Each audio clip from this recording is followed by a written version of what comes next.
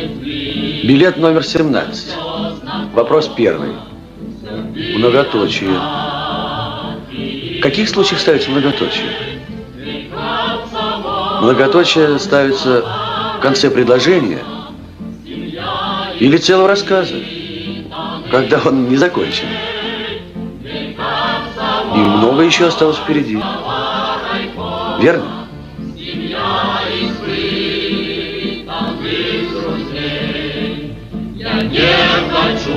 Мне пора.